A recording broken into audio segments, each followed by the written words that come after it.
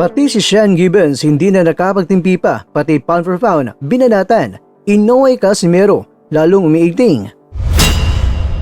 Isang matinding pambobomba ang pinakawala ni Manny Pacquiao Promotions President na si Sean Gibbons laban sa kasalukuyang kampiyon at nasa top 10 spot ng The Ring Pound for Pound rankings na si Oscar Collazo ng Puerto Rico. Sa nakarang ulat at post na mula sa The Ring Magazine, hindi nagpaligoy-ligoy ang sikat na promoter sa kanyang naging pahayag. Tahasan niyang hinamon at binueltahan si Collazo dahil sa tila pag-iwas nito sa isang strawweight unification bout laban niyan sa pambato ng Pilipinas na si Pedro Taduran.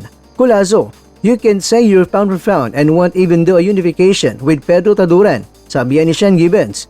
Mga kwento, narito kasi ang konteksto ng alitan.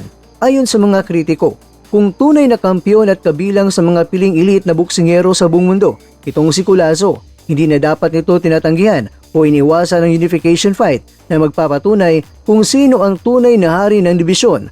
Para kay Gibbons, isang malaking kabalintuanan na tawaging pound for pound ng isang boksingero kung titiklop naman ito sa oras sa hirap sa mapanganib na gaya ni Taduran. Kaya dahil dito, uminit ang usapan sa boxing habang patuloy naman na hinahamon ng kampo ng Pilipino ang Puerto Rican na patunayan ang kanyang tapang sa lona.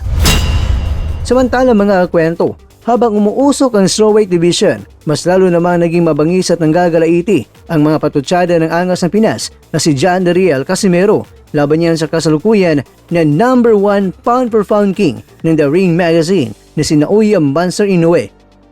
Sa inilabas na artificial image ng kwadro ala It's My Boy, isang Ring Magazine cover, kitang-kita ang galit na mukha ni Inoue at ni Casimero habang magkaharap na sumasalamin sa tindi ng tensyon sa pagitan ng dalawang boksingero. Sa kabila ng katotohanang nananatiling hari sa rankings itong si Inoue, kaya nang nakasad sa listahan na kung saan number 1 itong si Inoue sa The Ring Magazine. Hindi ito inaatrasan ni Casimero sa kanyang pinakabagong banat.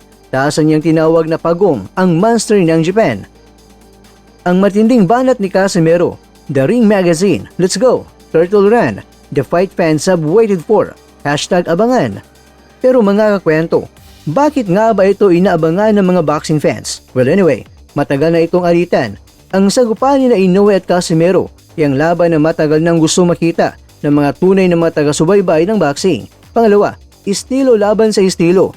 Ang kakaibang lakas at determinasyon ni Casimero ang nakikitang susi ng marami upang gisingin at tapatan ang dominasyon ni Inoue sa super bantamweight division. Pangatlo, giyera ng mga salita. Sa bawat patutsada ni Casimero, lalong nagiging personal ang laban kahit hindi ba opisyal na naikakasa sa loob ng ring. Mga kakwento, mananatili ba si Inoue sa kanyang trono o oras na para huminto sa kanyang turtle run na tinutukoy ni Casimero?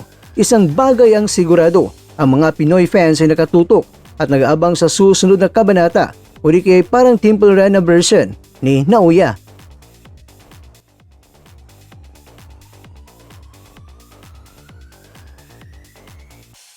Sa bawat suntok, may pangarap. Sa bawat... Mga kakwento, hanggang dito na lang muna ang ating kwentuhan. Huwag kalimutan na mag-like, share at subscribe. Ako po si Mr. Kwento. Ito ang mga kwentong maaring hindi pa nakwento sa inyo. Tayo ng boses ang hindi pa napapansin ng mundo. Samahan niyo akong busisiin ang bawat kwento at bawat sakripisyo ng mga mandirigmang mga Pilipino. Ito ang kwentong di pa nakwento. Pilipinas para sa mundo. Pilipinas para sa mundo.